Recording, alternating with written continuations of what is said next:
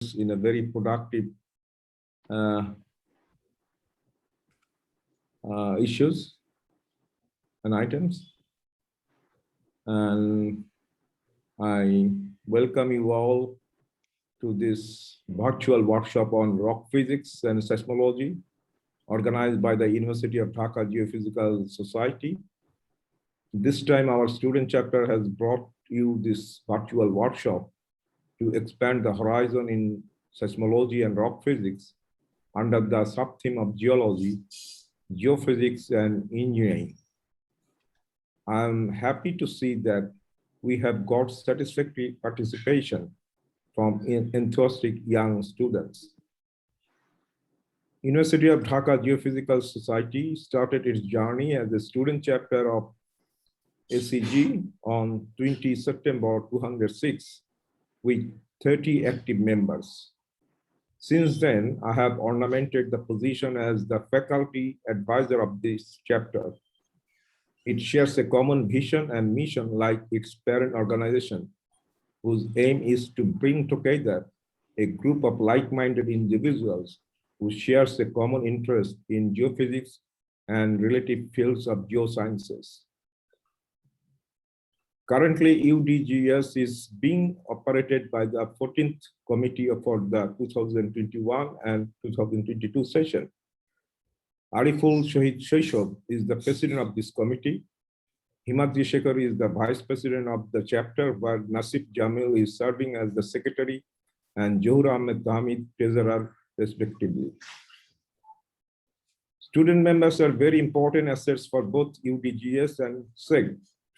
In 2020, the members of SEG members were 45. Every year, UDGS arranges a membership campaign to showcase the benefits of becoming a member of SEG. Unfortunately, this year, due to COVID-19 pandemic, the campaign hasn't taken off yet, but hopefully we'll be able to arrange a virtual membership campaign soon. The last few years were a very good time for UDGS, especially in terms of awards and achievements. We have been accepted as a grant recipient of the L. Austin Student Organization Grant in 2019, 2020, and 2021 consecutively. Our chapter was ranked raised position by SEG in 2019 for the activities of 2018. We are hoping for a well-deserving position in the upcoming year. We had many goals to accomplish this year. This pandemic became an obstacle to reach these goals. However, over time, we believe we will be able to accomplish most of these events. I want to express my appreciation to Dr. Mrinal Shen and Dr. Kyle Spikes for bringing your presentation to this program. I believe that our students will be greatly benefited by your lectures. It has been an honor to have you both in the program.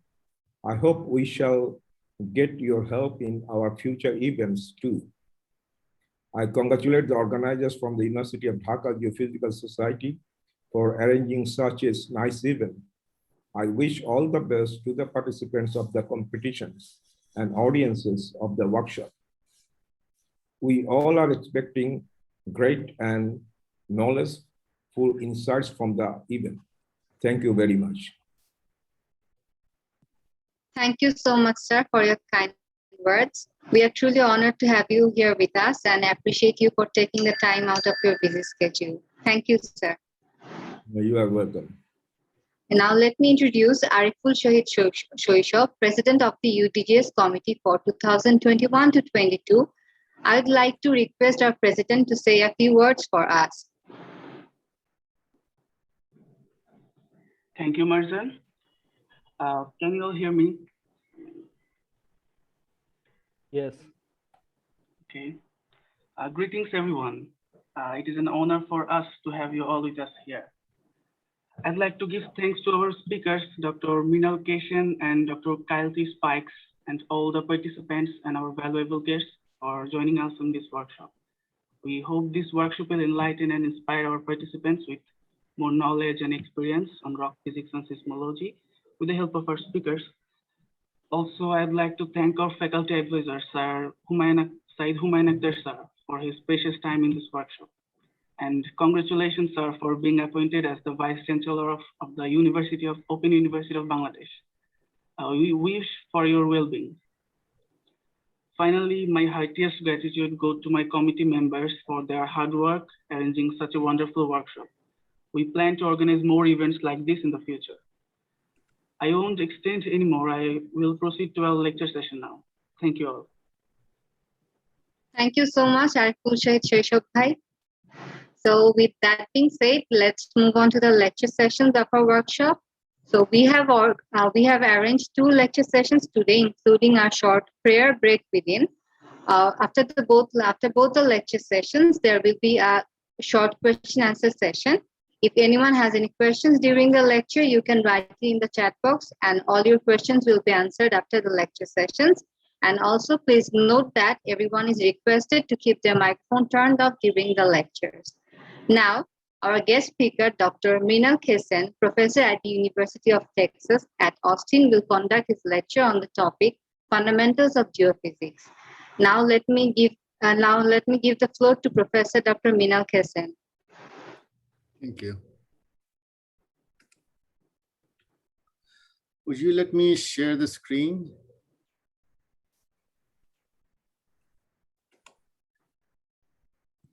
I'm not able to share my screen. Yes, sir, it's on now. Okay.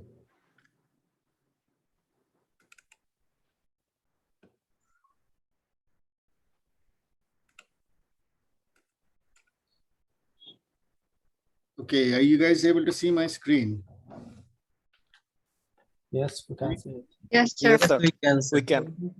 Okay, thank you.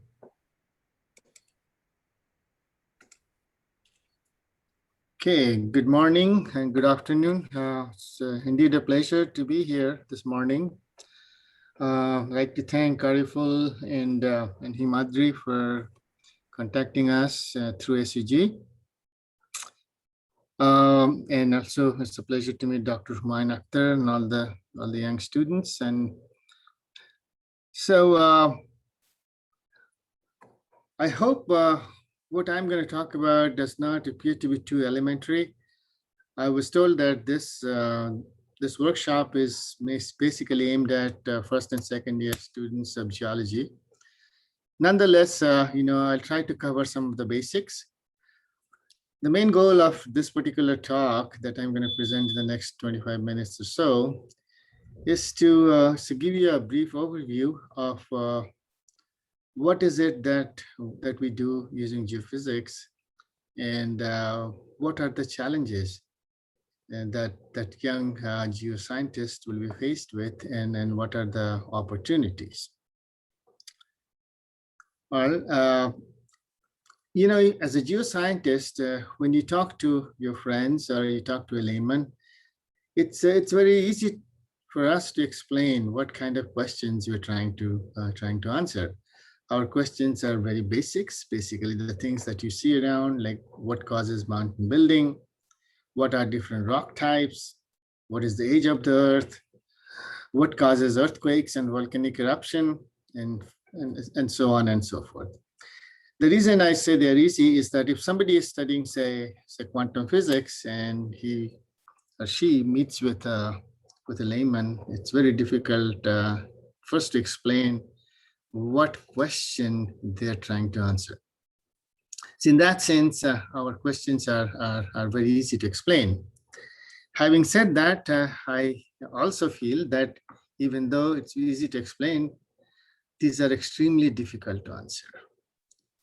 It's primarily because we really do not know the shape of the earth. We do not know the structure.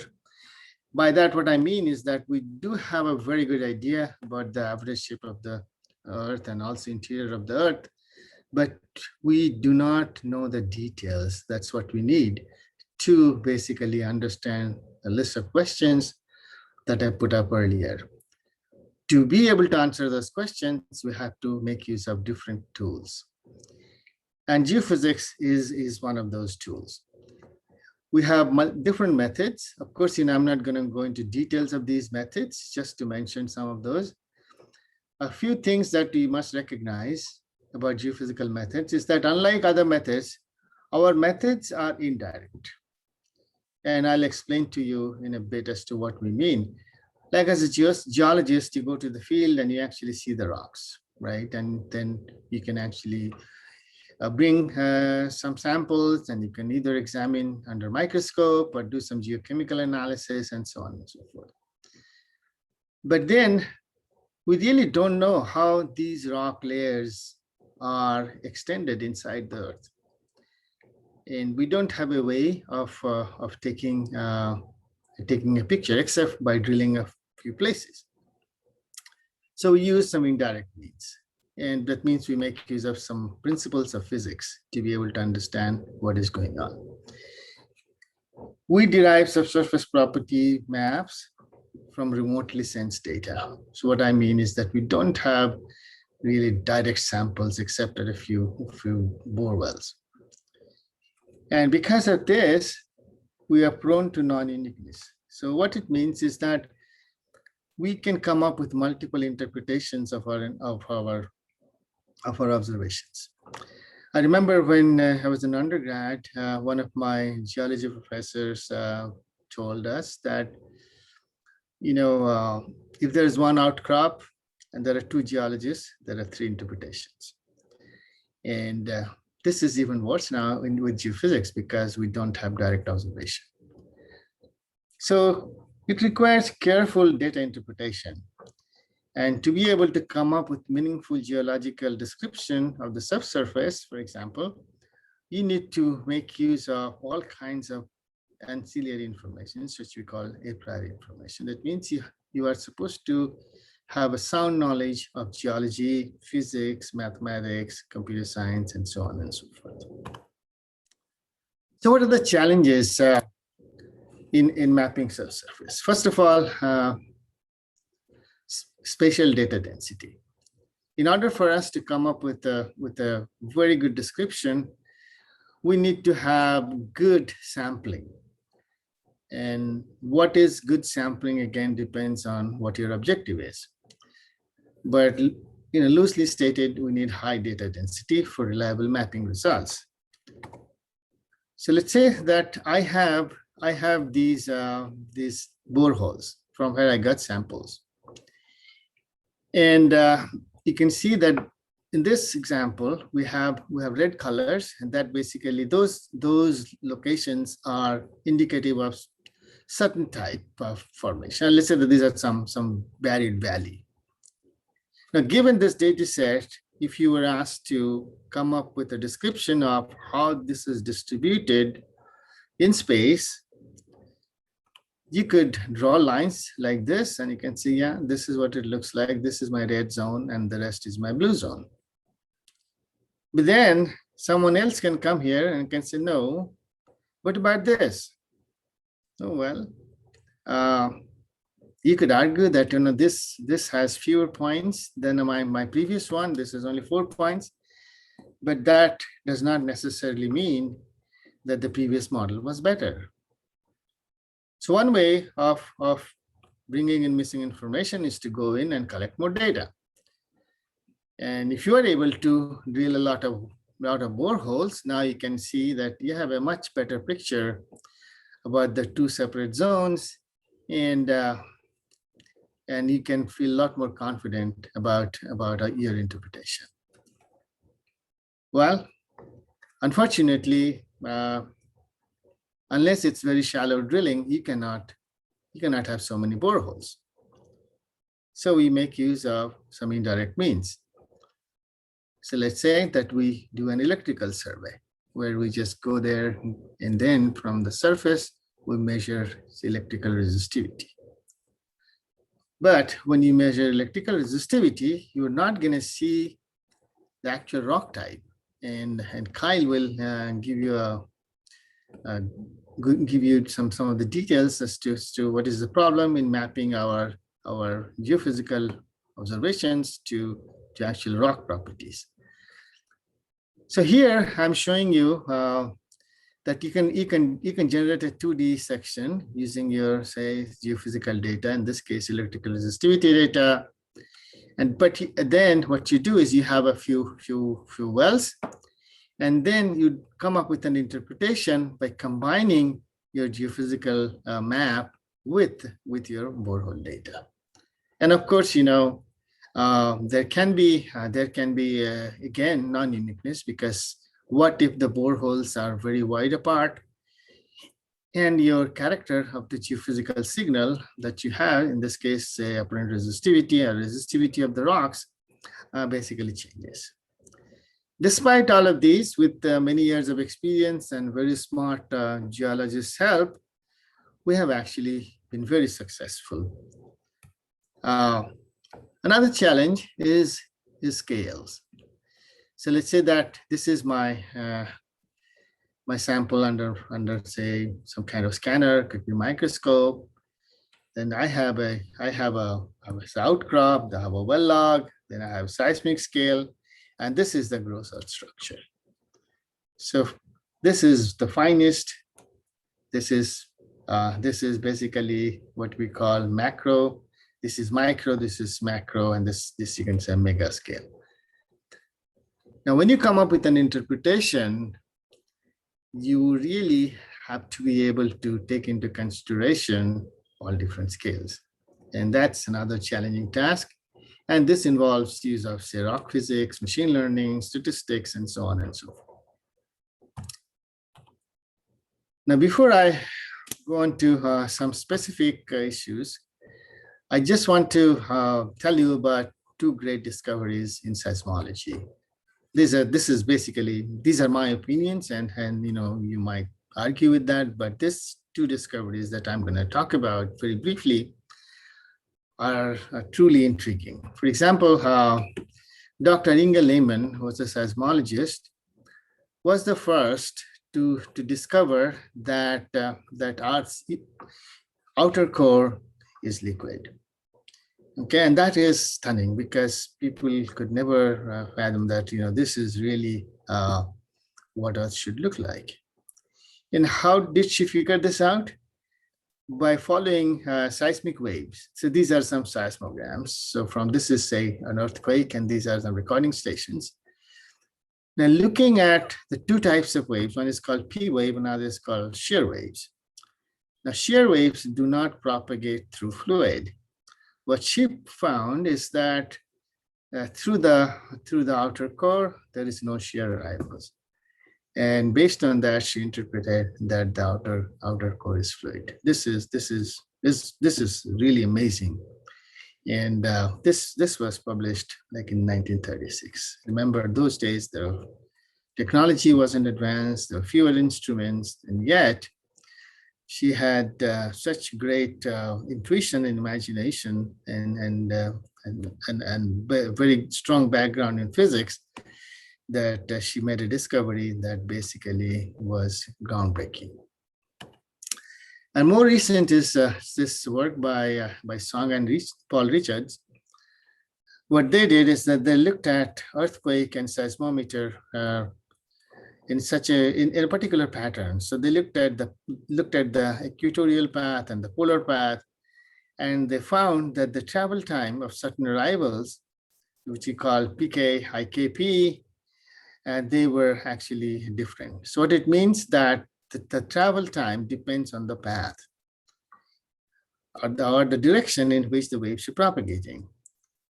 Well, that was an indication that something inside the Earth is not behaving in isotropic manner. So their interpretation was that the inner core is actually anisotropic. So it kind of behaves like a giant crystal at the center of the Earth. Okay.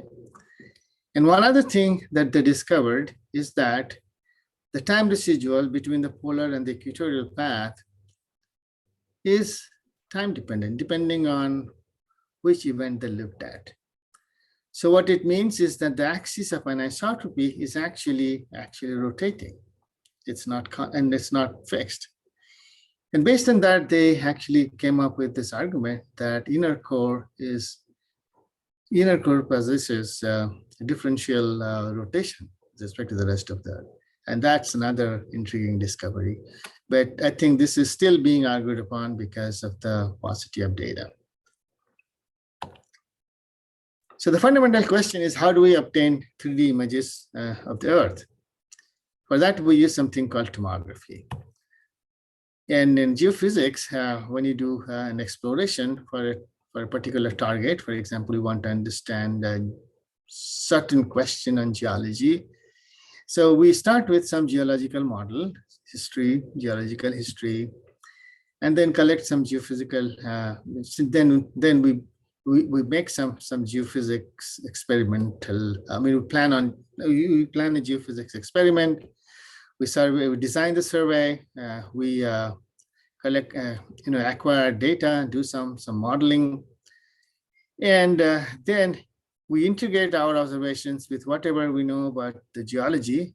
And of course, the deeper you go, less you know about the geology. But then a geologist, an experienced geologist has great intuition. So he could tell you what is expected. We need that information. That's very, very crucial information. And by integrating these two, we come up with a reasonable geological model, or maybe a few models that are plausible. So there are different methods with different degrees of resolution, and they use different kinds of measurements based on certain properties of the rock, using different instruments. So for example, gravity. I've listed only 4, but there are a few more. So gravity measures the acceleration due to gravity, and it's sensitive to changes in density of rocks. Magnetic methods, basically they measure magnetic field, and they are sensitive to magnetic susceptibility.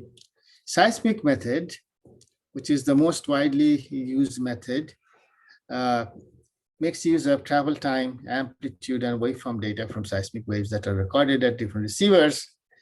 And from there, we try to come up with the distribution of say, elastic properties or wave velocity.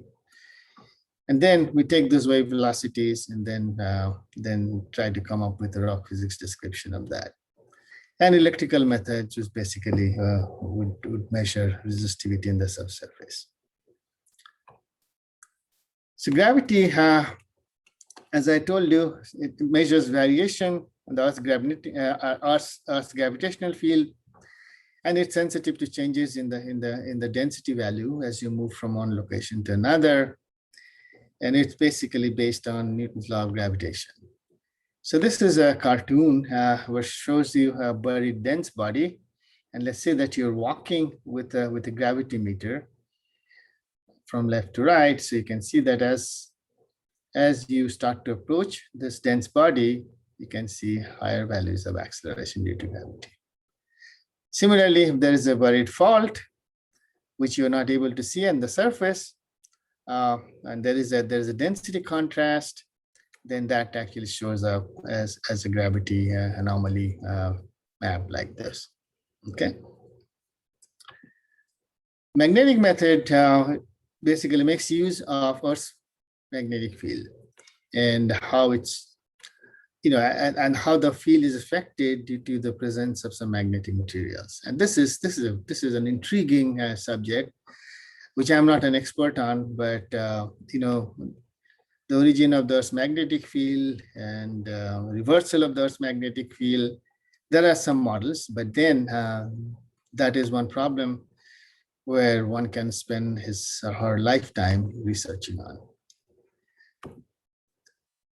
And like I said, even in geophysics, we make use of multiple geophysical data sets to come up with an interpretation. So here is a seismic section, and that shows some kind of a depression. And if you look at the magnetic map, which is basically a horizontal slice of this, it shows like that. Yeah.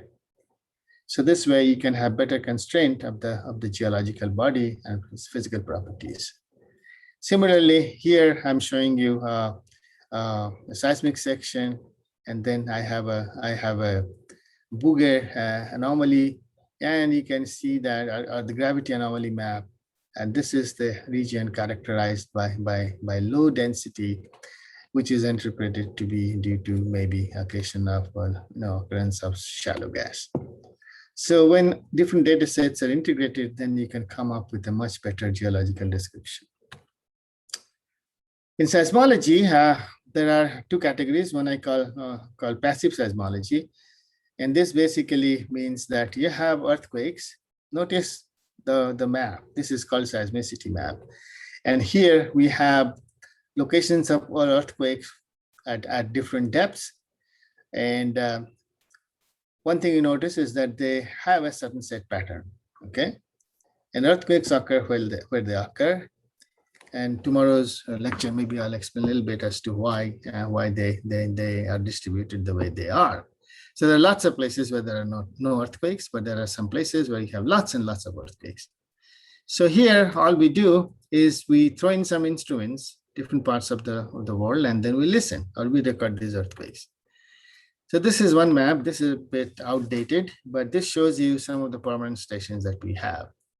So what you notice is that there are lots of gaps, especially within the ocean, and even on land, they're not distributed very well. And this only shows instruments that are managed by Global Seismic Network. For example, India does not. This map does not show many stations in India, but they do have some stations, but they don't share data with the network.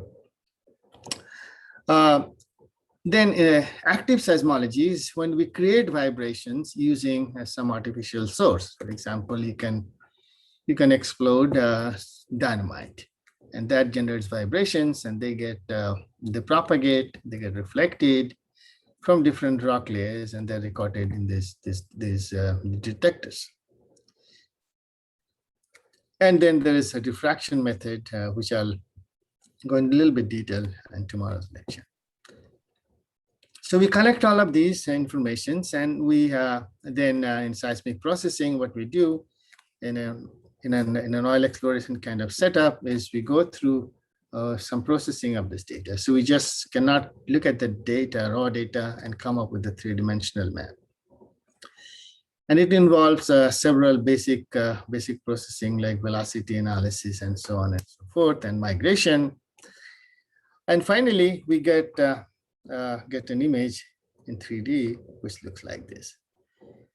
Now on computer, you can actually look at different cuts. And nowadays you can go to a VR lab and you can fly through the data and see different kind of formations and structures and try to relate those to geology. So once we come up with a three-dimensional description of the subsurface, we hand it over to the geologists or geophysicists with training in geology to come up with geological interpretation. For example, where is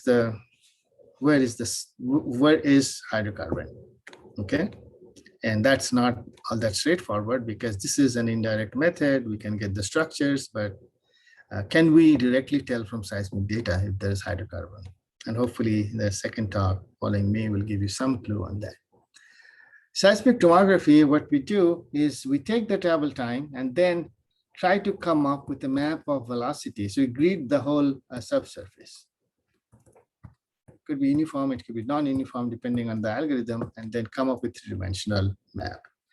And we basically look at all of these ray paths, and very simple, from the travel time, we calculate velocities within the subsurface. And then low and high velocity and the range of velocities are what are used for geological interpretation. So this approach is no different from ultrasound. In ultrasound imaging, there is a patient, and this nurse is basically, she put some transducers, and here on the monitor, she's viewing the interior of the body. Okay, so this is a kidney image. We do the same thing. There's absolutely no difference in terms of principle, just that our problem is a lot more difficult and it takes a lot longer to come up with an image, say, for a subduction zone. You can see there was a debate as to how deep do these subducting plates go to. And, these are the zones where we have a lot of earthquakes. So you notice that deepest earthquake is about 500 or 600 kilometers. And here, these authors have shown that the slab actually goes down to a depth of around 650, and they were also able to plot some of the earthquakes location here. Okay, and this is a particular area. It's Tonga subduction zone, and this is the boundary of between the Pacific plate and the Australian plate. Now this is a global map, and this is in the shallow 200 kilometers, and this we present those as anomaly maps. So whenever you see such maps, what you are actually showing you are perturbations in velocity with respect to some background one-dimensional Earth model. And these really help us in understanding plate tectonics and formation history of the Earth and so on. So I already mentioned scales, and this is the same issue with human body imaging. And you can see that this is a bone structure. This is with the high resolution X-ray CT, where the resolution is 1.25 millimeter, and this is with an MRI, where the resolution is 200 micron. And so you need to think about analogous experiments when you do seismic imaging. So how do we get to higher resolution? For example, for tectonic interpretation, you don't need resolution greater than maybe 50 kilometers. But for seismic exploration, we need a resolution maybe as fine as possible, but we cannot probably get beyond about 20 meters or 10 meters in some cases. So given that, it's time to see where are we headed. So that's what so we have continuous monitoring now. We have large scale experiments. We have multi-physics experiment. We need computer simulation and full waveform modeling and 3D visualization. So continuous time-lapse monitoring. So this is again a medical imaging. This is basically a PET image of a cancer patient. This is pre-chemotherapy. This is 2 months post-chemotherapy. This is 4 months. We're not experts in medical sciences, but looking at these images, all we can tell is that something changed, but we don't know if the disease has been cured or not, because we are not trained in that field. But this shows you time-lapse images from an oil field. This is 1985 and this is 1999, and this sort of an image we can sort of interpret. So you can actually see that this shows you that this is the well to which we're trying to push oil, and now you can see that happening here. Okay. Now one area where there's a lot of attention is the so-called greenhouse effect, which I think all of you are familiar with. And so what do we do, and what is the effect of what is the implication of this greenhouse effect? This is a map which shows you Arctic Sea, 1995 through 2007. We have 6.1 million square kilometer in 1995, 4.3 in 2007, 5.6 in 2005, and 4.3 in 2007. So, there's a lot of studies that you can find in literature where they show that, ice is melting. And one implication of that is the increase in sea level. This is a map for sea level change in Bangladesh. This is basically a model map, and you can see that this is the actual sea level. And if there is a rise by 1 meter, about 15 million people will be affected. If it was 1.5 meters, it'll be 18 million people will be affected. So what's being done to mitigate that? One approach is to basically inject CO2 underground. Okay, so this is one example. We do CO2 sequestration, and typically it's find convenient to inject it in depleted reservoirs. Okay, but then there's a lot of chemistry that is not well understood. Has the CO2 been injected at the right places? Is it leaking out? How much volume is going to be retained inside the subsurface? These are some of the questions that require careful analysis and understanding, and that's where time-lapse seismic actually comes in very handy. So this is one area in Norway where they conducted a time-lapse seismic study during CO2 injection. So here's injection oil, and this is the shear sand. This is another sand where they were injecting gas. And these are some beautiful maps. These are seismic sections. So you can see this is pre-injection, and you can also notice these bright colors in the seismic sections, and they indicate gas inside the gas that has been injected inside the formation. And this is a map of the extent of the gas as a plan view. So this is one area where I think there is a tremendous need of careful use of geophysics. Then we have large-scale experiments. So for example, in US, we have USRA, where we're putting in a lot of instruments. I think this is in the final phase that is collecting all the earthquake data, and these are what is being used for high-resolution seismic imaging. In the exploration side, there is this idea about intelligent oil field, where we collect all of these, we put in an instrument and then collect all different kinds of data.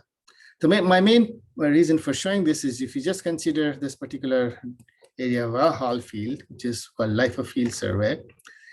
And just to give you an idea, again, this is slightly outdated. What you see is that we're generating 7 terabytes of data. So every now it's even more. And every 3 months or so, we are collecting this amount of data. So how do we handle this large amount of data? How do you do the computer processing? And how do we actually do the interpretation? That's a challenge. And that requires careful training and very strong training in math, physics, and computer science. Sorry. So if you look at this particular picture, I'm just going to read it out because it's got messed up. There are 4 paradigms of science. One was some kind of experimental, then theory, then computer and simulation, and then data mining. So this is basically how the paradigm has shifted over the years. A lot of science and engineering is now into data intensive discovery, what basically means that use of technology to high impact science. And we're not far behind when it comes to geosciences. We have lots and lots of data, and we are using technology to do high impact science. Only thing I'll tell you is that you cannot just recruit a mathematician or a computer scientist and give him a geological and geophysical data and ask him to pull out information, because he or she will have no clue about the science. So it's us who need to get trained in the new technology. Only then we can make use of our data set to come up with much better picture of the subsurface, and it can take the science to the next level. So the challenges, we have high-speed data acquisition and transfer. We need to come up with better algorithms for simulation of inversion optimization. And we need to include better physics, such as full wave equation-based modeling. So I hope that you young students are able to appreciate that geoscience is no longer just going to the field and collecting some data in isolation. It's about taking a cross-disciplinary or multidisciplinary approach. Our problem remains the same, but now we're using much more sophisticated tools to understand that. So we need to understand the tools to be able to make best use of the data. So with these words, I'd like to stop. I think I went a little bit over time, not too much. And thank you. I don't know if we're going to have questions now or later, but yeah, that's all I had for this talk. Thank you. Thank you so much, sir, for your very thorough and remarkable lecture. Now we will take a short break of 15 minutes for the Maghrib prayer. Please stay connected with us and join after the break at 7 p.m. Thank you.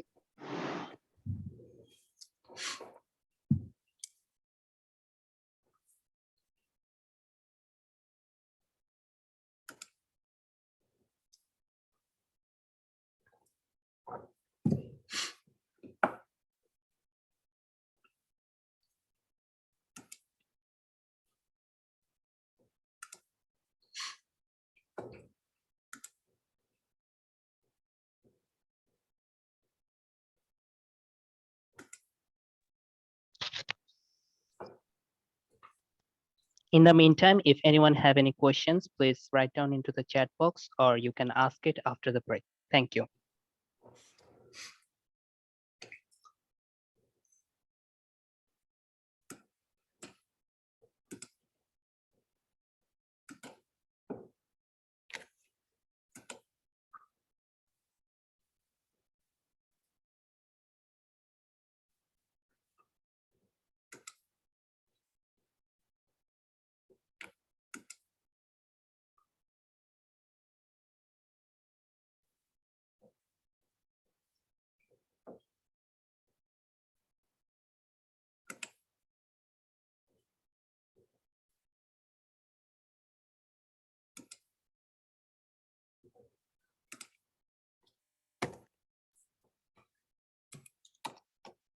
Let's continue our workshop. So there were some questions in the chat box, and I guess Mrinal sir has already answered those questions.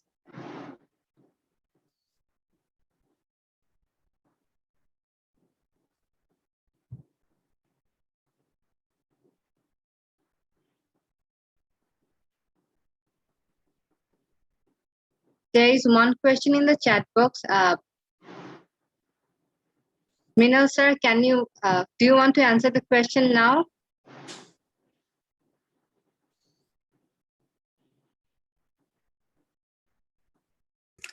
Yeah, let the talk start and I will write the answer anyways. Okay. Okay, thank you, sir. So now let me welcome our next guest speaker, Dr. Kyle T. Spikes, Associate Professor at University of Texas at Austin for his lecture. Professor Dr. Kyle T. Spikes will conduct his lecture on the topic Fundamentals of Rock Physics. The floor is all yours, Dr. Kyle T. Spikes. Thank you. Welcome, sir. Let me share my screen.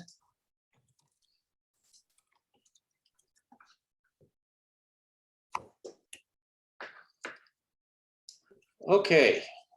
Well, thank you for inviting me. I really appreciate it. If everyone is doing well in the evening over there, it is, of course, morning here. And today I'm going to talk briefly about basically seismic velocities.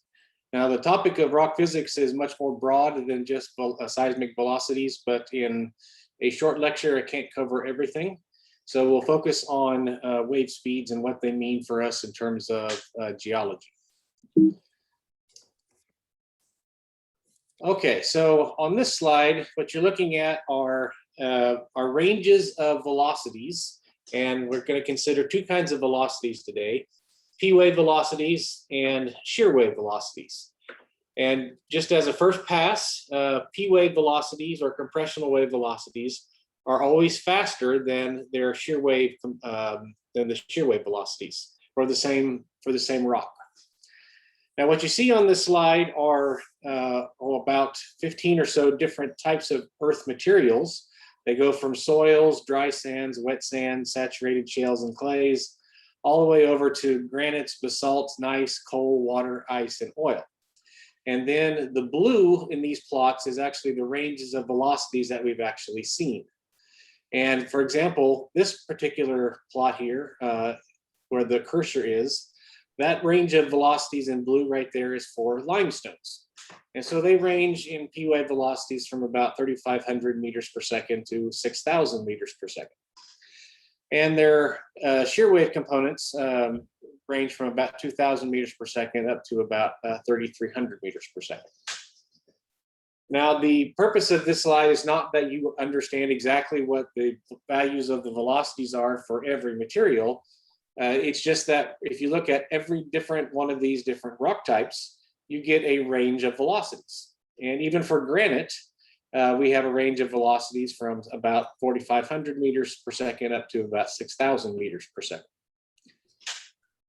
Okay, now a couple of other bits of information to understand that is important to know is that when we look at the velocity of water, so if you're dealing with oceans or you're dealing with lakes or rivers, the speed that a P wave propagates through water is about 1,500 meters per second.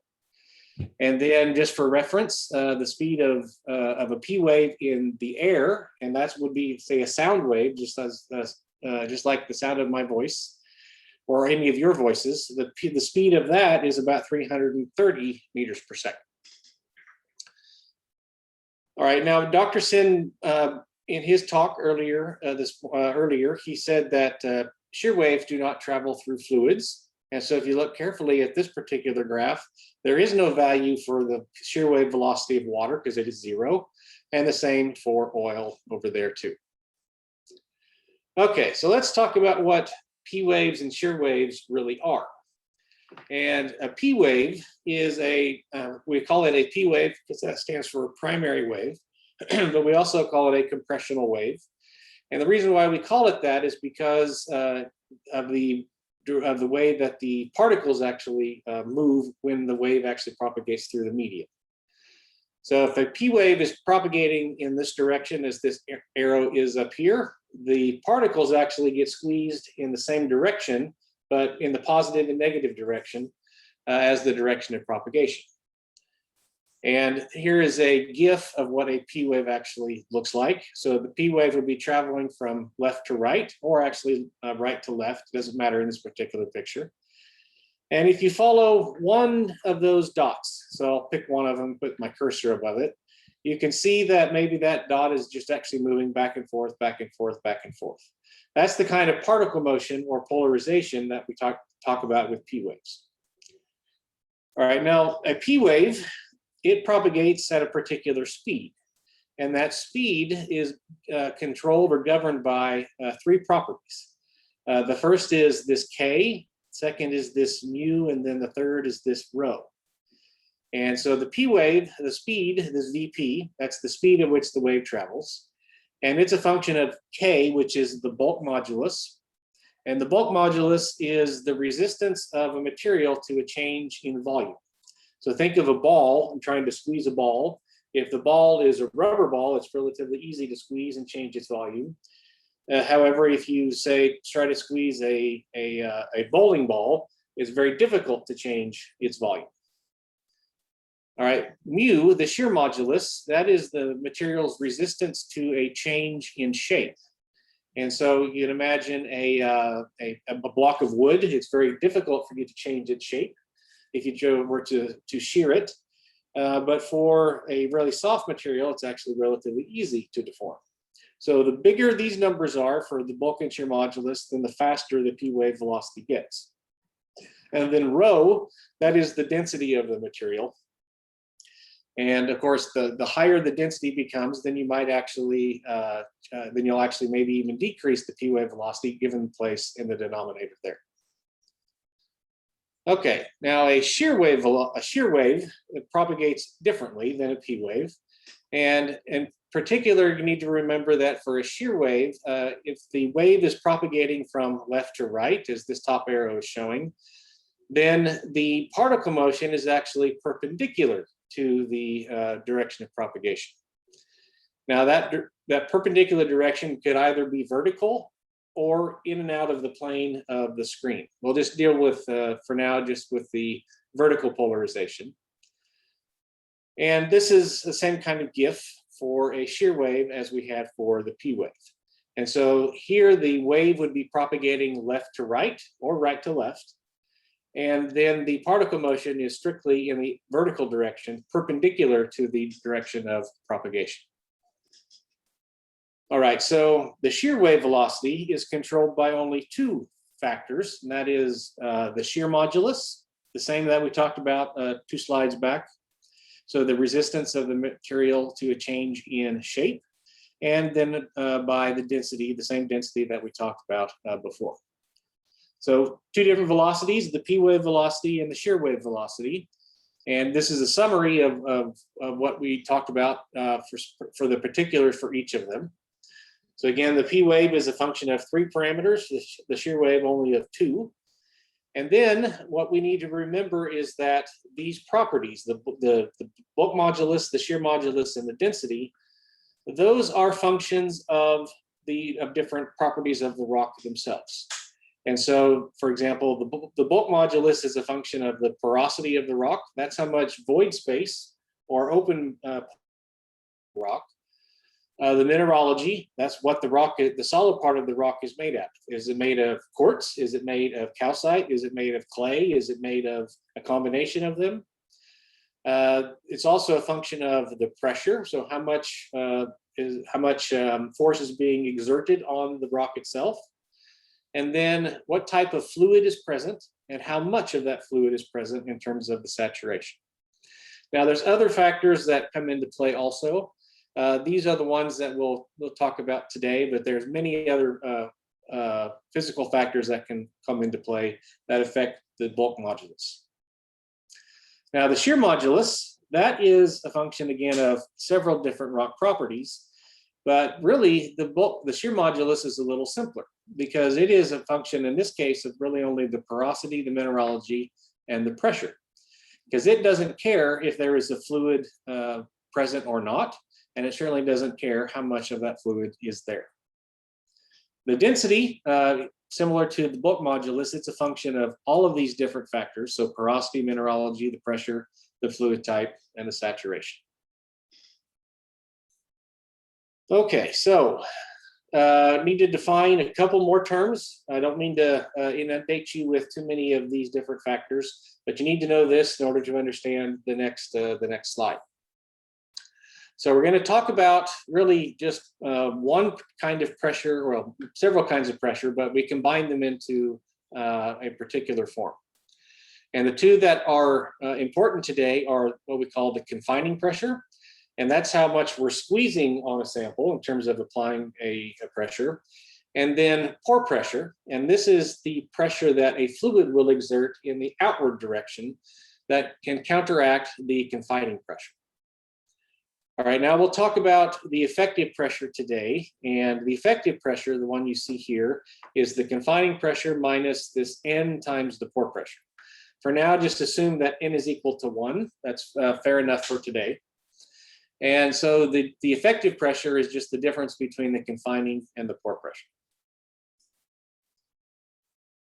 All right, now when I showed the first slide where we had the ranges of velocities for the various rock types or earth materials, where those numbers come from is actually a series of measurements. And those measurements typically are done in a laboratory, or they are done in a wellbore. And sometimes we get them directly from seismic data, from the field. But to really understand what these velocities really are, we actually have to take them, we have to take a sample from the field or from a wellbore and bring it into the laboratory. Now, the reason why there's not that many of these measurements worldwide is because it's extremely expensive to obtain such a sample from a well. It's expensive to drill the well. It's expensive to take a core from the well, and then it's expensive to take a core plug from the core itself. All right, now we won't go over all 4 of these plots today. We're just going to go over one of them for the sake of time. But the reason I left all 4 is to illustrate that there's a difference in the measured velocities for every single rock. So the only way we know how a rock behaves in terms of its velocity, and that's as a function of, say, effective pressure, is to measure it. Otherwise, we would just be guessing as to what these curves would look like. All right, so on this top left plot, this is for a limestone. This happens to be called the Bedford limestone. You have 4 different lines, and the 4 different lines, they correspond to 2 different P waves. So the uppermost one is for a P wave measurement or series of measurements for this limestone when it's actually saturated with water. And then the red one is when it's actually saturated with no fluid, it's actually a dry rock. And then the two measurements down here are the shear wave velocity measurements for the water saturated and the dry case.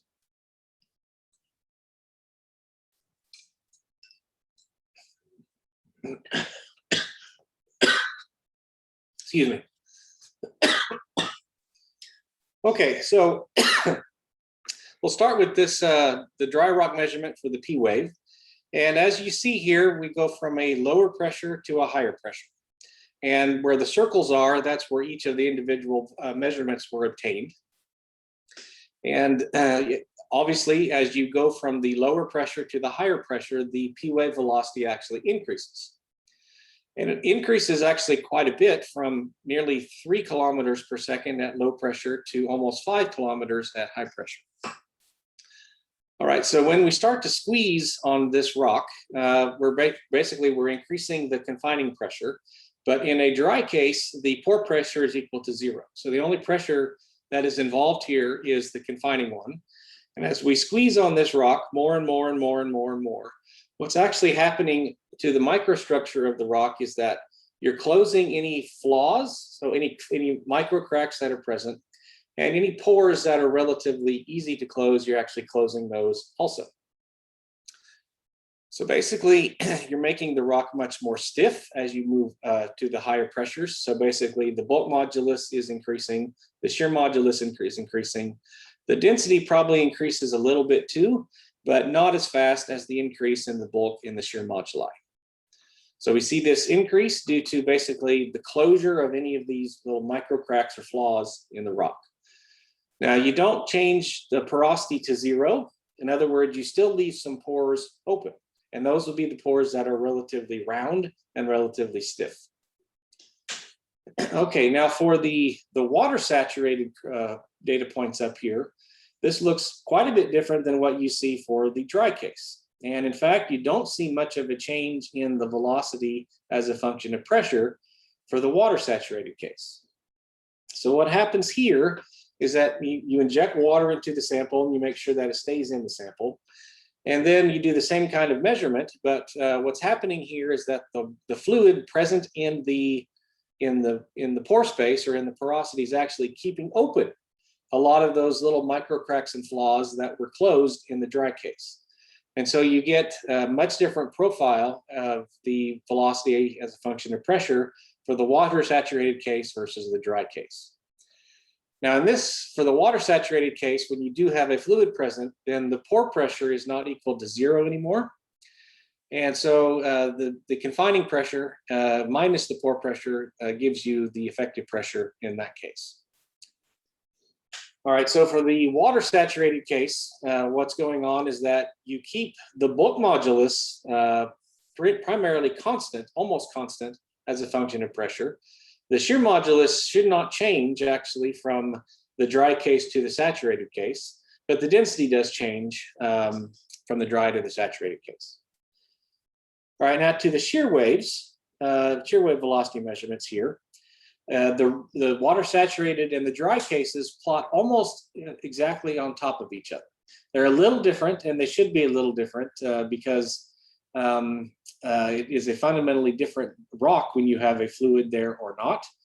But what is constant between the dry and the saturated case is actually the shear modulus. What does change is the bulk modulus and the density. So, for the shear wave, I need to be looking at this one.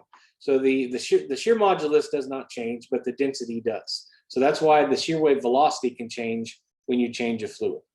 But the shear modulus remains constant. So there is a little bit of a difference between the two, and that's because you are changing the density a little bit, which makes the shear wave velocity a little bit different. But again, as a function of pressure, the shear wave velocity does increase when you go to the higher effective pressures. All right, now the only way that we know what these behaviors are as a function of pressure, again, is to measure them in a lab.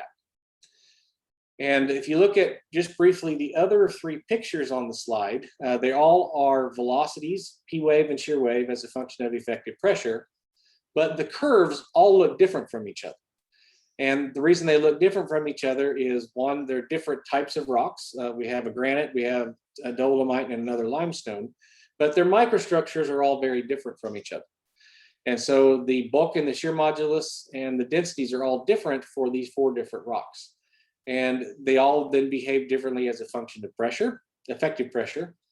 And that dictates why, say in this example, you have this sharp increase and then a flat behavior over a wide range of pressure versus this relatively slow increase of velocity as a function of pressure up there. All right, so that's just one aspect of how these factors affect the velocities.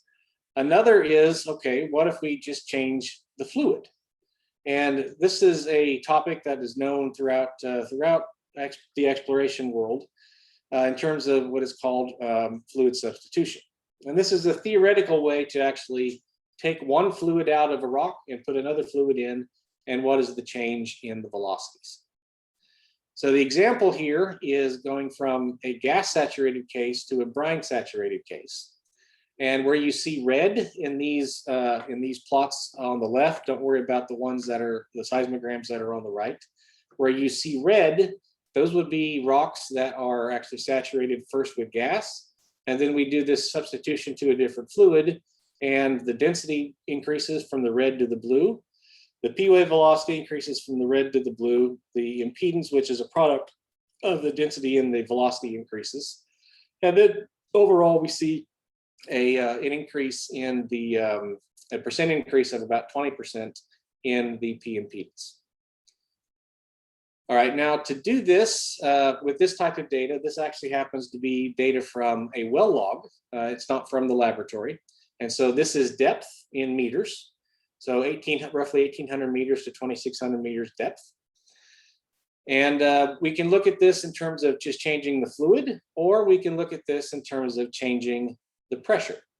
And in this case, what we've actually done in a simulation is actually change the pressure from, by changing the pore pressure by 10 MPa.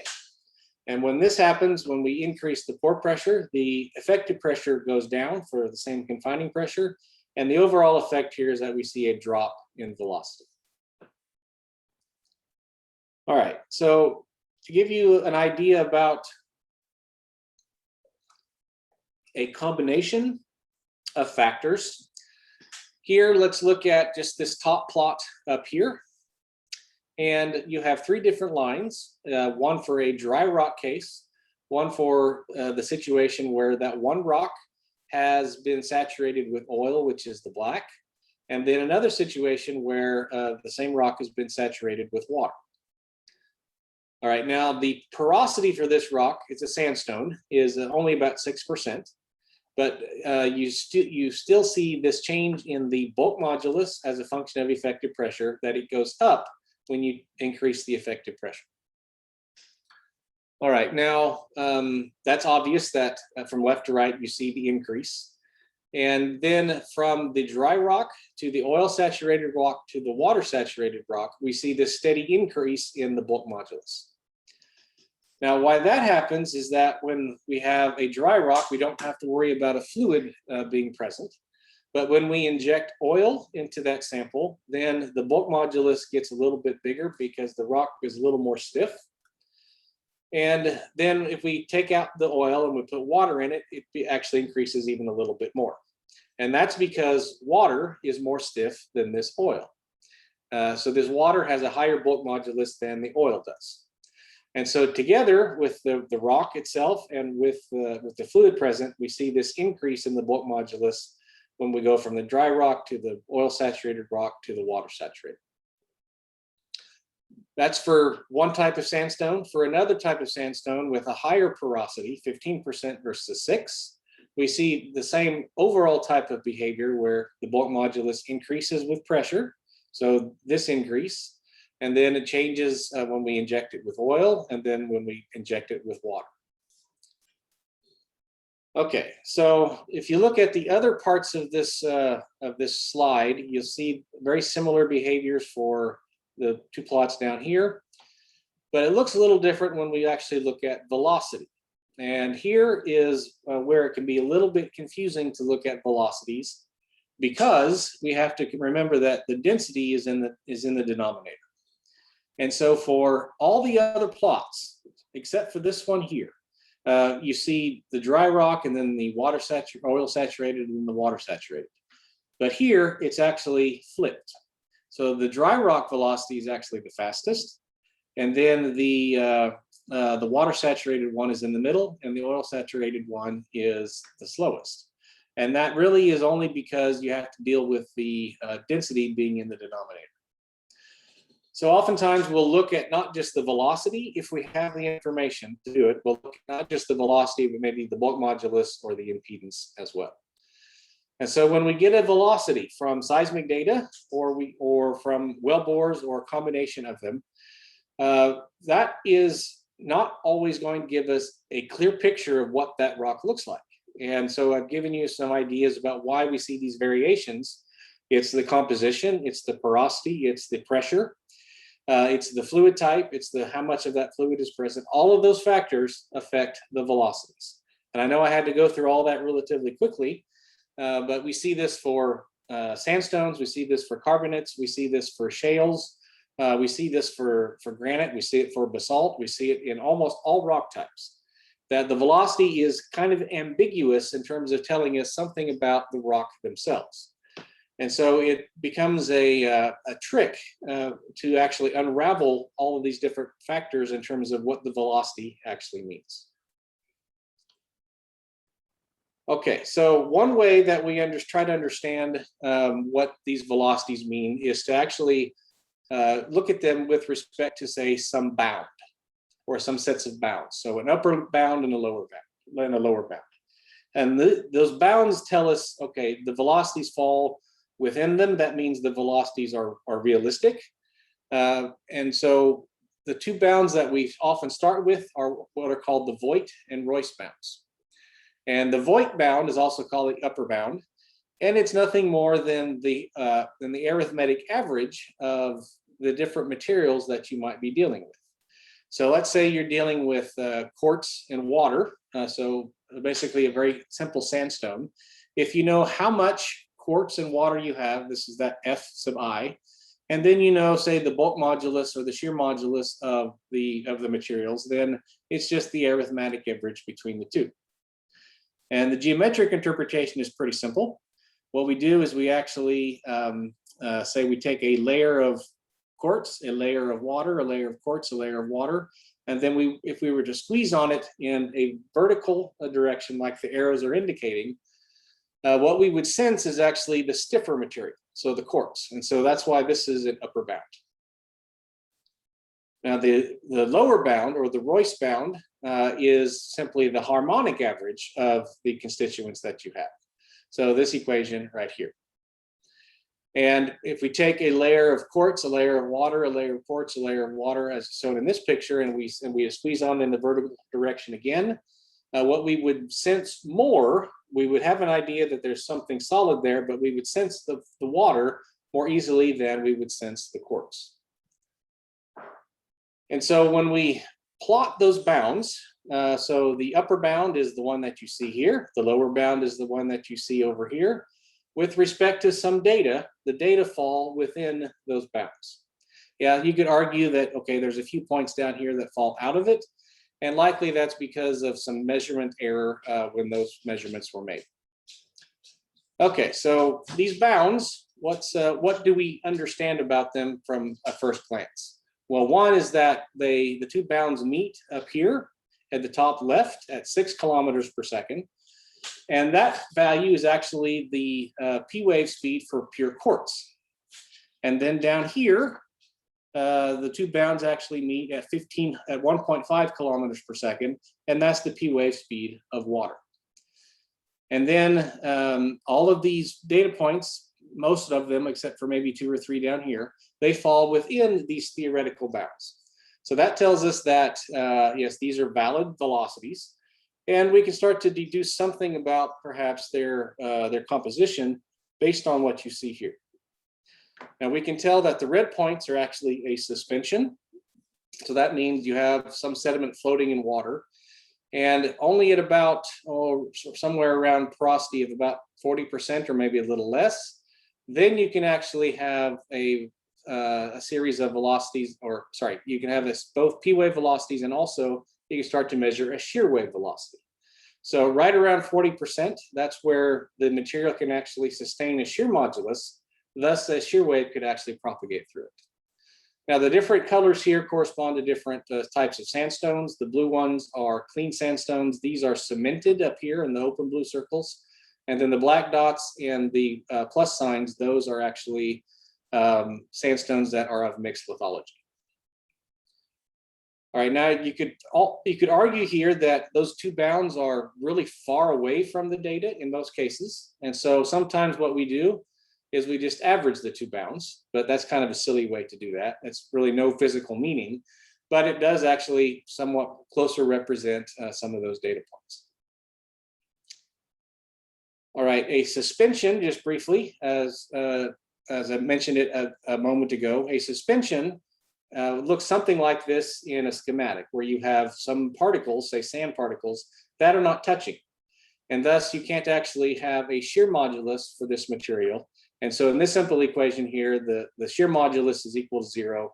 So the P wave velocity is then a function of an average, some kind of average between the fluid and the solid itself. And so the harmonic average actually does a pretty good job of representing that, or the Royce bound. So again, these red points are a suspension. And so the Royce bound actually perfectly describes those velocities. Interestingly, if we change the fluid from not just pure water, but to something that is a mixture of water and gas, but just 5% gas, then the Royce bound changes actually quite a bit, but the Voigt bound actually increases a little bit. And so if you change the fluid, then you have to be careful about examining velocities with respect to the bounds. I'm going to skip those. Okay. I'm going to briefly talk about a couple of factors about how we start to diagnose a picture like you see on the screen. This is a picture of, this is actual real seismic data from the North Sea. And what you're looking at is actually a series of turbidite sands. And the colors, the yellows and the reds, those are actually seismic amplitudes that were extracted for a given travel time. And you can see some places they're really bright red, some places they're yellow. Some places they actually are not very bright at all. And so from a picture of seismic data like this, it's the job of someone kind of like me who then have to diagnose what these amplitudes mean based on all the factors that we've already talked about today. So why do we see these amplitudes? Why are they bright in some places and why are they not in others? And so what happens in this particular case is that you have a series of geologic processes that have been undergone by the rocks themselves. And that's over geologic time. And so we're talking millions and millions of years for this actually to happen. And so to tell you about that, we actually can go through the history of, basic history of clastic sediments. And they'll start off as a suspension and they'll be transported. So this can be from rivers, it can be by the wind, or several other mechanisms, but they're transported typically by water. This could be in a marine setting, it could be onshore, but it typically is a sediment transport by water. Then at some point, they're deposited. In other words, they're laid down on either the seafloor or in the riverbed. And when they're deposited, then they start to actually lose some of the fluid around them. And so they go from a suspension to actually being something that is now can be rock that can start to be compacted as it gets buried. And as it gets buried deeper and deeper and deeper over millions and millions of years, then you squeeze on it, you squeeze on it, and you squeeze on it. So the pressure goes up, the confining pressure. The pore pressure can actually decrease a little bit because you expel some of the fluids. And then as the rock gets older and squeezed more, then the velocities actually start to go up as well. Then over even longer periods of time, that same rock can undergo some type of alteration, and this can be diagenesis. And this is typically some kind of chemical alteration. And then ultimately, you might actually have a cemented rock when you get up to velocities that are very fast. So if you know the history of the rock, which is difficult to understand sometimes. That's where you need geologists and geophysicists and engineers to work together to understand the whole history of the rock. Then you can start to back out what some of these velocities actually mean in terms of the diagenetic and the mechanical compaction of the rock over its history. Okay. I mentioned before that at a porosity of about 0.4 or so, around there, that's actually where the material goes from a suspension to actually a solid. And so that's often known as the critical porosity, around 0.4, maybe a little less. It depends on how well the sediment is sorted. Anyway, we refer to that as the critical porosity. And that helps us a lot in terms of understanding how a rock might actually change its velocity during its life cycle. And so this is what we call a modified Voigt bound. It's basically just a rescaling of the Voigt bound, but instead of going out to 100% porosity, you actually scale it to just the critical porosity. And you get this line that actually marks quite well all of those points that are in blue. Okay, I'm going to talk very, very briefly about one other type of analysis that we do. So yes, we look at all kinds of data when we have it, when it's available. But we also actually like to also model those data. And so we have a large number of rock physics models that are available to us. We don't use them all. We pick and choose which one or which models to use, depending on the type of the rock, depending on the assumptions that are made in the model. And what we then try to do is come up with realistic model values of velocities and compare them to the real data. One way to do this is to actually take a series of what we call idealized grains. And in this case, we just choose spheres. And then we push them together in terms of the math. We don't actually do the physical experiment, but we squeeze them together. And we know in the model what those spheres are made out of. It could be quartz or calcite or whatever mineral you wanted. And then we put in another couple of factors that actually help define the model itself. And so some of those factors, don't worry about the words here. Some of those factors are the critical porosity that I mentioned before, the pressure, that's how much we're squeezing on it. You need to know something about the shear modulus of the solids themselves, and you need to know the Poisson's ratio, which you can get from the bulk and shear modulus. And then you need to know this N term, which is the number of grains that are in contact with each other. And then we come up with some estimate of the bulk modulus and some estimate of the shear modulus based on these equations. And then we can actually come up with a set of theoretical lines that correspond to whatever materials and whatever properties we were actually modeling. So we do this for a dry rock case, and then we put in whatever fluid we want. And so these lines then will move around. And here, the black lines are the bulk modulus model lines, and the red ones are the shear modulus as a function of porosity. And then the change in from one red line to the next, and from one black line to the next is a change in the pressure, how much we're squeezing on. All right, now we don't just make plots like this. We actually make plots and then compare them to real data. And when we do that, sometimes we get a really good match between data and the model. And that gives us a way to actually explain why the P wave velocity or the shear wave velocities actually vary with, in this case, porosity, which is on this axis, and also with whatever fluid we actually put in the model, how that compares to the real data, and then at what particular pressures. And so the data here are from different depths. And so as you move from left to right, the pressures actually are increasing. And so, so the velocities go up accordingly. And then the models, which are the lines, those actually fit these data pretty well. All right, so what we do with these is we'll actually put together a series of models that are that follow the assumptions that we've made, of course, for the model itself, but also for the depositional and diagenetic history of the rock that we understand. Now, this is a complicated looking plot, but it's P wave velocity, as a function of porosity. You have several different sets of data. The Troll data and the Oseberg data are from the North Sea, and then the black points come from the Gulf of Mexico.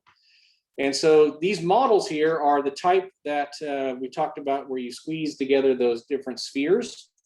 And what you see is various trends that these different data sets follow. And so this one, the green one, the Troll data, that actually follows a sorting trend. So does the Oseberg, but the ones in black, those actually follow a cementation trend or cementing trend. So different parts of the world where these come from. So they should actually have different diagenetic and depositional histories, and they do. But when we have a plot like this, and we've tried to diagnose what these velocities mean based on the geology that we know, and then based on the assumptions that are in the model, what we can do is then take the, say, measured velocities from seismic data, and through a series of steps that are also complicated, we can actually make maps of, in this case, we can go from amplitude to lithology or clay content, and also to water saturation, but through a series of rigorous steps in order to actually understand not just the value of these at any one location, but also the uncertainty in our estimate. And so these rock physics models are great, but they don't give you a unique value of a velocity. They give us trends, and they give us some idea of what the velocities mean. But always remember that a one combination of rock properties can give you velocity A, and a series of different rock properties can also give you velocity A. So understanding what those different properties, combinations of properties really mean, can help you diagnose some of the ambiguities that we see with velocities. All right, that is all I had. I hope I stayed on time more or less, and I'll be happy to answer any questions afterwards. Thank you so much, sir, for a very insightful and thorough lecture. With this, the lecture sessions of our today's workshop come to an end. Now the question answer session will begin. So I guess there is a question for Professor Mrinal Sen in the chat box. Okay, let me check.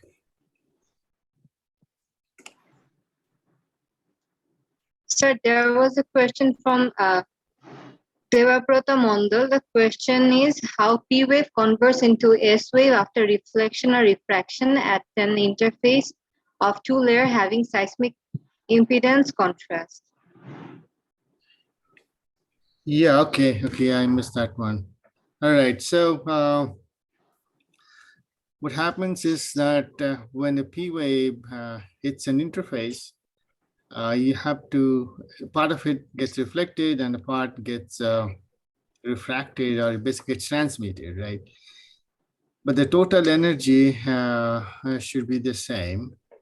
So, and then you have to apply the continuity of stress and displacement at the boundary. So based on the continuity condition or the boundary condition, we can show that actually a part of the energy of P wave gets converted to S wave, but the total energy stays the same. I mean, P plus S reflected and P and S transmitted, all of these sum together should give you the incident P energy. Okay. Thank you, sir. If anyone has any question, please just unmute yourself and ask the questions to the professors.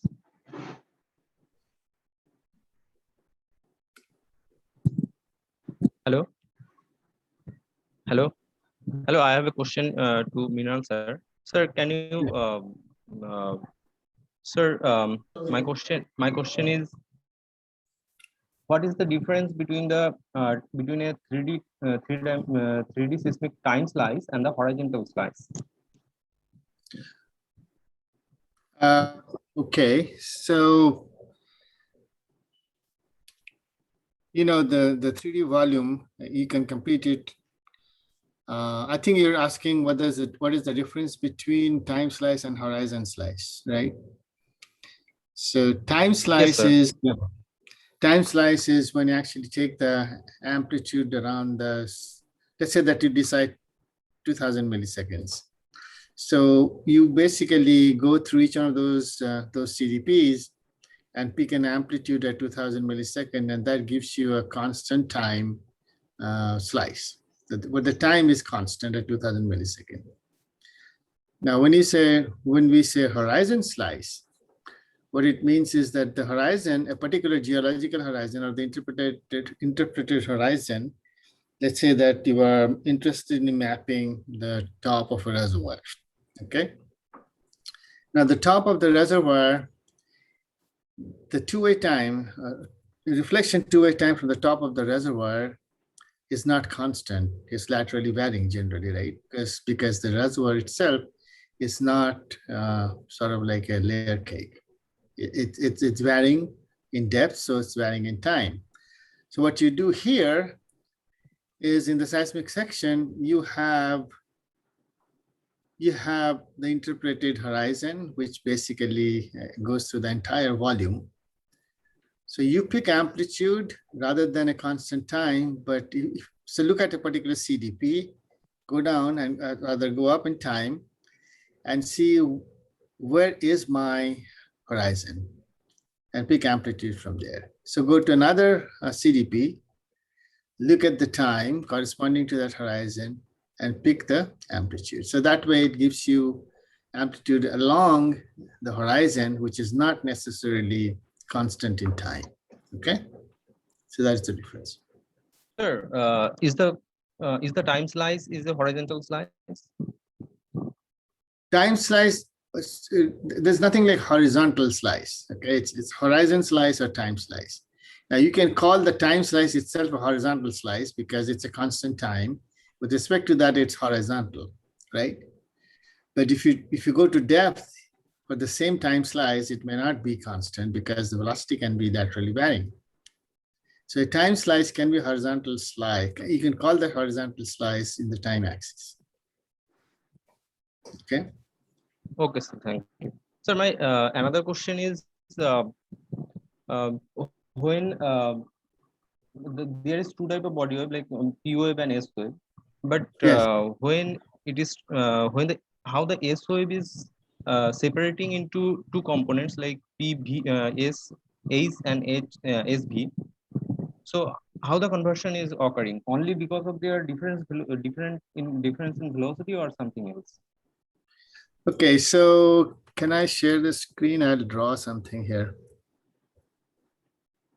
Okay. So you able to see my whiteboard? Yes. Yes, sir. Okay, so what you do here is, let's say that I have, this is, sorry for my bad drawing. This is my P, okay? I don't even need a reflector. So you have let's say that this is the direction of my ray, okay? Okay. So this is my P wave, and the particle is actually oscillating in this direction, parallel to the ray, right?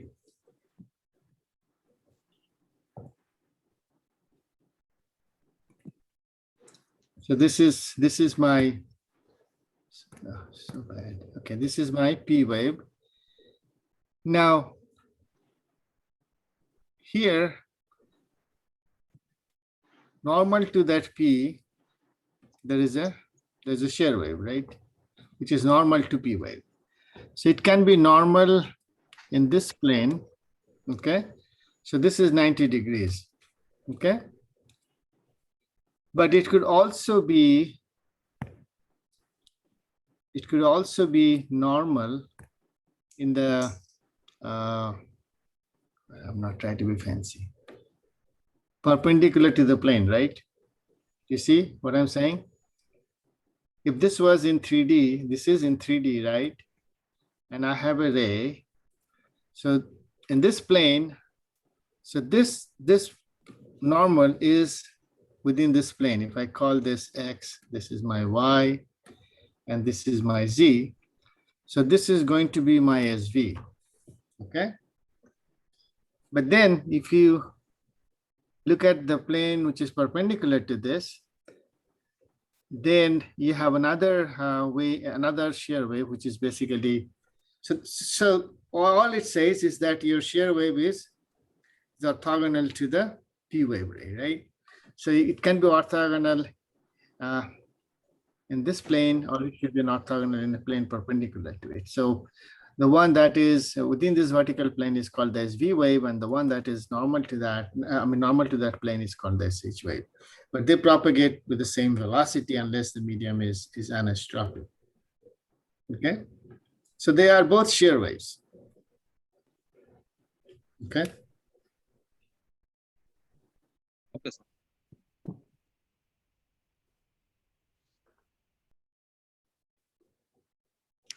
Good evening. I'm Florencia Gomez, undergraduate student at University of Dhaka, currently studying in first year. So I have a question to Mrinal sir. Why the P wave is always faster than S wave? I think you should ask Kyle this question because he just explained something in terms of rock physics. Yeah, Kyle, do you want to answer that question? Sure. So if you remember the simple That's a very equation- good question, though. It's a very good question. Yes. Yes. So there's a simple way to answer it. The P wave is a function of the P wave velocity is a function of three properties: the bulk modulus, the shear modulus, and the density. The shear wave velocity is a function of only two properties: the shear modulus and the density. So the P wave velocity equation is the square root of K plus 4/3 mu over rho, and shear wave is the square root of mu over rho. So if you add K and mu together, they're always going to be bigger than just mu. And so for a solid where you can have both a P wave and a shear wave propagate, the bulk modulus plus the shear modulus is always bigger than the shear modulus by itself. So that's why the P wave velocity is always faster than the shear wave. Now, from a physical standpoint, what you're talking, what those equations really mean is that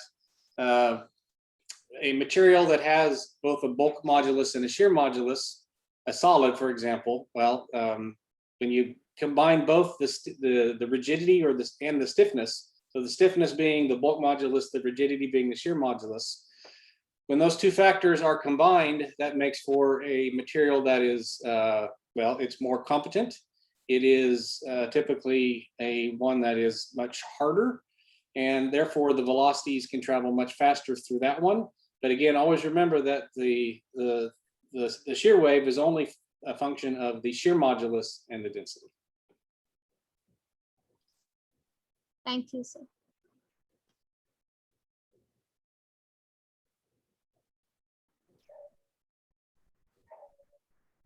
Does anyone have any question? Okay, so there is this question: why seismic waves are important? Okay, so they are important for many reasons and for many purposes. One is that we can use seismic wave data to understand Earth structure. There's no doubt about that. And I will talk about that a little more tomorrow. The other reason, and they're important, is that the intensity of these waves arriving at a particular location controls the level of damage you expect in a particular neighborhood during an earthquake.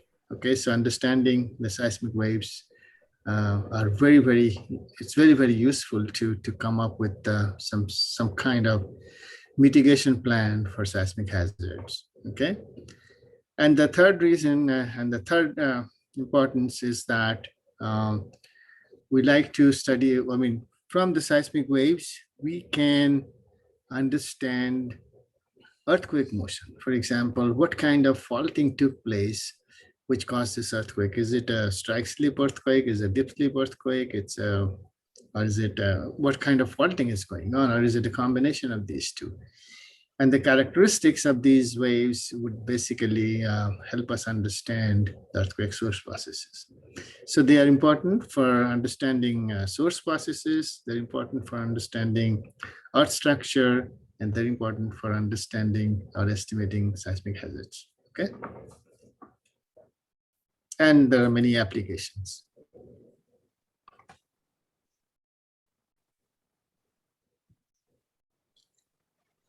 Thank you, sir. Sir, hello. Yes. Sir, is it possible to find hydrocarbon reservoir without using seismic method or well logging? Well, I mean, the thing is that what do you mean by finding hydrocarbons? There are certain properties which you look at. So geophysics, no matter what method you use, this is an indirect method. So from here, you can tell like whether there is a structure that is favorable for accumulation of oil. For example, in India, they have discovered Bombay High. And the reason it's called Bombay High is that it's a gravity high, okay? So when you have a synclinal kind of structure, then you expect, and then there's a possibility, if the environment is proper and if the geological history is favorable, then in those structures, you can expect accumulation of hydrocarbon. Okay, so gravity data can give you clues, but then the truth comes out only when you drill. Okay, and without drilling, you cannot tell whether it's really hydrocarbon occurrence there.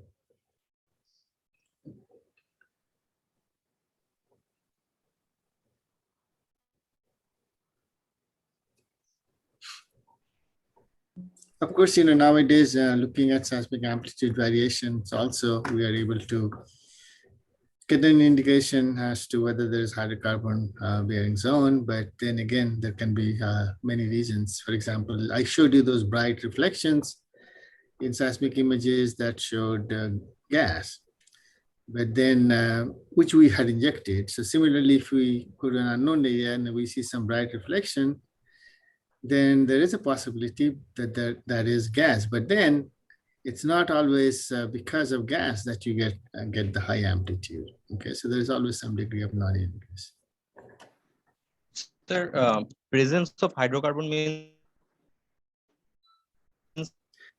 you're cutting off. The first is negative gravity. Then how the Bombay High is gravity positive? I'm not able to understand your question. Your voice got chopped off. Yes, sir. Am I audible now? Yeah. Sir, over the hydrocarbon reservoir, the gravity anomaly should be negative because of negative density contrast, because of the presence of hydrocarbon. Mm-hmm. So, but you're looking at when you're doing gravity. Bombay. No. When you're doing a gravity study, it basically gives you an average picture over a broad region. Okay. So what you see there is the effect of the structure overall. But but the density is low and all that stuff is very difficult to say, because whenever in a sand layer you have oil and water, densities cannot be so easily discriminated against each other. But on the other hand, if there is some gas mixed into it, then you can see a drastic change in acoustic impedance, which can be captured by seismic data. But it's very difficult to distinguish between oil and water from seismic reflection data. Sir, nowadays 3D seismic is also possible, and I think the research is going on in this topics. But is it possible to identify the hydrocarbon reservoir by using 3D seismic or details gravity survey? Sorry, 3D. So not 3D, but yeah. The gravity is more of a reconnaissance. Okay, so it does not give you the kind of resolution that you can get from seismic data. So yes, we always do gravity survey initially, and then we can pick a particular zone, a particular region, and then do high resolution 3D seismic survey. 3D seismic survey is routine now. Okay. So that gives you much better descriptions of Okay. subsurface geology than 2D seismic surveys. Okay, sir. Thank you. May I add one comment? Yes, please. Yeah. Comment to Dr. Kyle Spike's reply to the question of somebody asked about the difference, why the P wave and S wave velocities differ. It would be very nice of him if you could really explain them in with some physical examples, like because sometimes these students get clumsy with the all of these equations. They cannot really play in their mind how does physically they look. Actually, if I compliment you like this, the P wave goes, it's a compressive wave. It goes one direction and goes straight. And S wave, what does it also goes forward and it moves upward also. So there is a combination. It takes time to move the particles and the energy. So that is the reason they differ. So if you really give more a physical example to these students, they will be more benefited. Thank you. Well, there's an infinite number of materials to talk about, so let me just grab one or two out of the handbag. Well, let's just think about a piece of wood and from a tree. And so it's solid. So it's going to propagate both a P wave and an S wave. And in the compressive sense, the wood is actually kind of soft relative to, say, metal. And so it's relatively easy to deform. It's both its volume and its shape. So the change in volume is for the P wave or for the bulk modulus, and the change in shape is for the shear modulus. Now for a piece of wood, when the P wave is propagating, it is again a function of those two elastic properties, not just one, but two. And so you change both the volume and the shape of the wood as the P wave actually propagates. For the shear wave, you only change the shape. You don't change the actual volume of it when the shear wave propagates. So in that regard, when you change two material properties, basically the wave can propagate even faster than if you're just changing one. Even a simpler material would be a fluid. And a fluid cannot propagate a shear wave, so the shear wave velocity is 0. And when you propagate a P wave through a fluid, you can only change its volume. It has no resistance to a change in shape, so the shear modulus is 0. And so for the instance of a P wave versus a shear wave in a fluid, well, the P wave exists, but the shear wave does not. And you're really only changing the volume of the fluid as the P wave propagates through a liquid. Now, if you think about, let's say, even more extreme example than wood or a fluid, think about steel.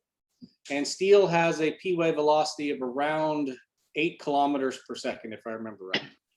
And obviously, if you take a piece of steel in your hands, you can't compress it with your hands. You can't change its shape with your hands. But when the P wave is propagating through it, remember, you're actually changing its shape just a little bit. And you're changing its volume just a little bit. So that's the particle motion. That's actually those changes in the shape of the material. Now we can't see it with our eyes. It's microscopic. And for the shear modulus the shear wave velocity for steel is, well, I don't know what it is. It's probably 4 or 5 kilometers per second. But again, when the shear wave propagates through metal, it's only changing its shape. It's not changing its volume. I hope that helps. Yes, yeah. I hope the students will understand better now. Then only the equations doesn't give them much sense in imagining the situation. Actually, thank you very much, Dr. Kyle.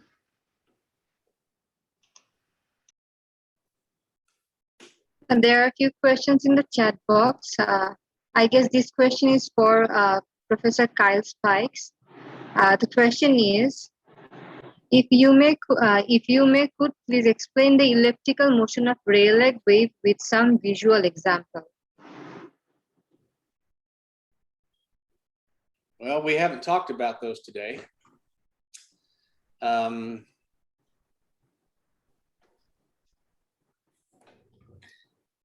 No, I'll probably cover that a little bit at tomorrow's talk. Yeah. Well, it's I don't have a picture ready, and it's difficult to draw this on a computer screen. I think Mrinal will talk about that tomorrow, and he'll give a better picture of that. Yeah. Thank you, sir. Okay, there are two more questions. There is a question for Amoni Akhtar. The question is, what are the best seismic attributes to pick up the top and bottom of thick salt on 3D seismic data? Oh, this is, basically the salt structures do appear very pronounced in the seismic data. The hard part is that we are generally not able to image the bottom of the salt because of a lot of scattered energy. But the new methods are able to help us with getting those. So to answer your question, I think it's the seismic wave velocity and a strong reflection amplitude. These would be the attributes we could use for mapping of 3D salt from 3D seismic data. Okay. Thank you, sir. Okay, there is another question. The question is, how could we find hydrocarbon in permafrost region? The question is from Mashkur Alam. Yes, so this is a very good question. And in permafrost region, you have basically, ice layer or frozen layer near the surface.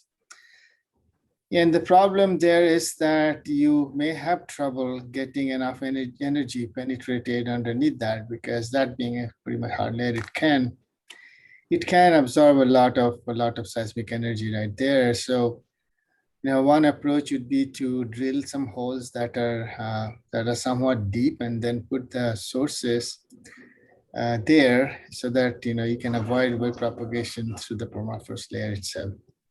Okay.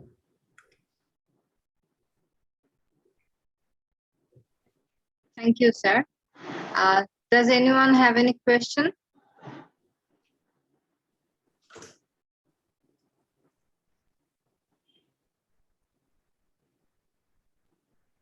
I guess we don't have any questions anymore. So with that, we can come to an end of the first day of our workshop program today. Thank you so much, everyone. And this has been a great workshop, a very insightful and interactive one indeed. So we are truly honored to have both of our guest speakers, Professor Dr. Mrinal Kessan and Professor Kyle Spikes, for the remarkable lectures. We all appreciate both of you for your time. We also appreciate our faculty advisor of UDGS, Professor Dr. Syed Humayun Akhtar sir, and lecturer Masuma Choudhury ma'am, for being with us today at the workshop. Thank you so much. And it's a pleasure to see some of the alumni members of our Department of Geology, University of Dhaka and UDGS have joined with us today. Their presence has surely encouraged our young participants. Our special gratitude for their kind support. We also appreciate all the participants for their time. So just a reminder, the second day of our workshop on rock physics and seismology will be held tomorrow, 4th of July at 6 p.m. BDT. Please join with us tomorrow for the lecture session and quiz competition through the provided Zoom link. Hope to see you all tomorrow at the same time. Till then, have a good day and stay safe. Thank you so much, everyone. Thank you.